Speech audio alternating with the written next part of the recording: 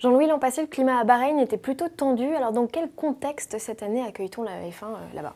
Eh bien, je suis obligé de vous dire, Géraldine, que je n'en sais absolument rien. Parce qu'on ne peut pas se fier aux informations que l'on reçoit.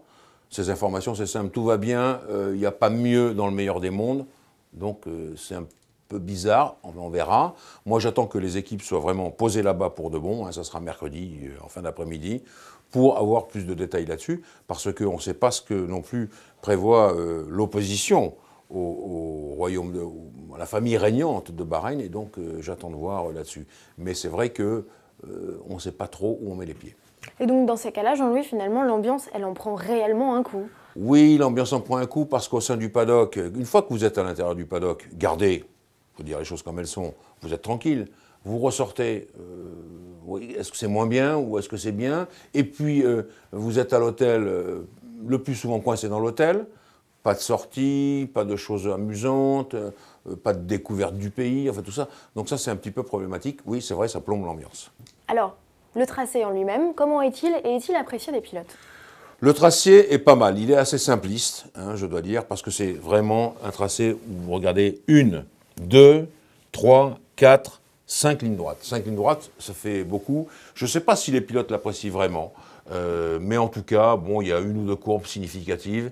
Je pense qu'il faut une voiture plutôt bien réglée sur les freins et sur le moteur, parce que c'est quand même un circuit d'accélération-freinage. Il faut, comme on peut le voir là encore, ici, à chaque fois dans ces épingles, il faut avoir une vraie bonne motricité pour la remise en vitesse avant les lignes droites.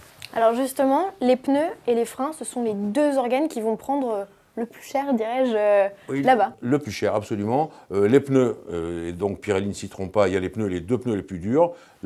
Ceux qui étaient les durs en Chine deviennent là-bas les tendres, pour vous dire. Donc on monte vraiment l'escalier et on aura naturellement les pneus les plus durs. Il faut faire attention à cela parce qu'en plus, il y a du vent de sable, ou en tout cas toujours un léger vent de sable, même si autour ça a été stabilisé, et ça apporte toujours des petits pièges de poussière, donc il faut faire attention à ça.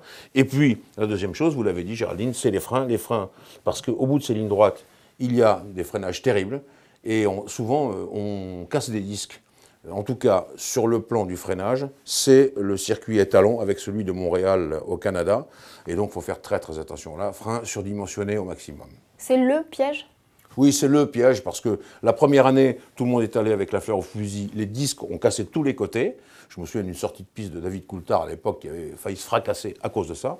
Deuxièmement, il faut savoir refroidir. Et puis, je vais ajouter un dernier petit point, sur le plan du moteur, moteur et boîte de vitesse, protéger les organes mécaniques, toujours à cause du sable.